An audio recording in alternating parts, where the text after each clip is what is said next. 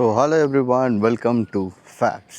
So last வீடியோவில் வந்து நீங்கள் எப்படி பேலன்ஸ் பண்ணணும் அப்படின்ற மாதிரி நான் சொல்லி கொடுத்துருப்பேன். எந்த மாதிரி ஸ்டாண்டிங் பொசிஷனில் நின்றால் உங்களுக்கு போர்ட்லேருந்து விழாமல் பேலன்ஸ் பண்ண முடியும் அப்படின்றத வந்து நான் சொல்லி கொடுத்தேன். அண்ட் இந்த வீடியோவில் ஒரு 3 லெவல் ஆஃப் புஷ்,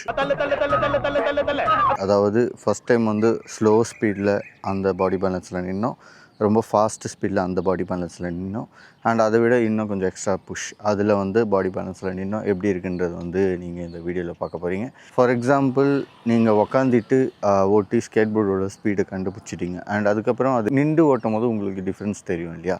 ஸோ அந்த டிஃப்ரென்ஸை தான் வந்து நான் இந்த வீடியோவில் உங்களுக்கு காட்ட போகிறேன். ஸோ அதனால் வீடியோ ஃபுல்லாக பாருங்கள். And G1 starts. நான் உக்காந்துட்டு ஸ்கேட் போர்ட் ஸ்பீடையும் கண்டுபிடிச்சிட்டேன், ஆனால் இப்போ நான் நின்றுடு ஓட்டணும், அது நான் எப்படி ஓட்டுறது? ஸோ ஃபார் எக்ஸாம்பிள், லைக் உங்கள் வீட்டில் யாராச்சும் இருப்பாங்க, உங்கள் ஃப்ரெண்ட்ஸ் இருக்கலாம், இல்லை உங்கள் பேரண்ட்ஸ் யாராச்சும் இருப்பாங்க. ஸோ அவங்கள சப்போர்ட்டுக்கு கூப்பிட்டுக்கோங்க. அவங்கள சப்போர்ட்டுக்கு கூப்பிட்டுக்கிட்டு நீங்கள் ஐடென்டிஃபை பண்ணிங்கல்ல, லைக் ரெகுலராக கூஃபியான்னு சொல்லிவிட்டு அதை ஃபஸ்ட்டு நீங்கள் வந்து கண்டுபிடிச்சிக்கோங்க. ஸோ அது கண்டுபிடிச்சதுக்கப்புறம் அவங்க ஹெல்ப்போட போர்டு மேலே நில்லுங்க.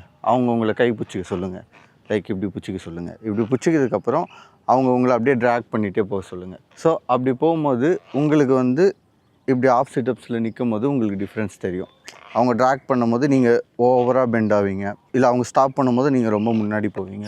ஸோ அப்படி போகும்போது உங்களுக்கு வந்து டிஃப்ரென்ஸ் வந்து ஈஸியாக ஐடென்டிஃபை பண்ணிவிடுவீங்க. அண்ட் நீங்களும் வந்து அந்த ஸ்பீடையும் அந்த பாடி பேலன்ஸ் கண்ட்ரோலையும் ஈஸியாக புரிஞ்சுப்பீங்க. ஸோ அதுக்கப்புறம் என்ன, நீங்களே தனியாக வந்து ஸ்கேட் போர்டிங் பண்ணலாம். ஸோ இப்போ நான் ஓட்டும் போது என்னோடய பாடி பேலன்ஸை மட்டும் கவனிங்க. அதாவது நான் எப்படி ஆஃப் சிட்டப்ஸில் உட்காரன்னு மட்டும் பாருங்கள். இது வந்து சிங்கிள் புஷ்.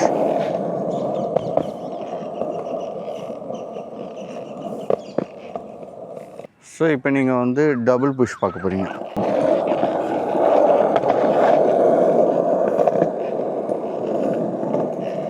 வந்து நான் 3 தடவை புஷ் பண்ண போகிறேன். ஸோ அப்போ என்னோடய ஸ்டாண்டிங் பொசிஷன் எப்படி இருக்குன்னு பாருங்கள்.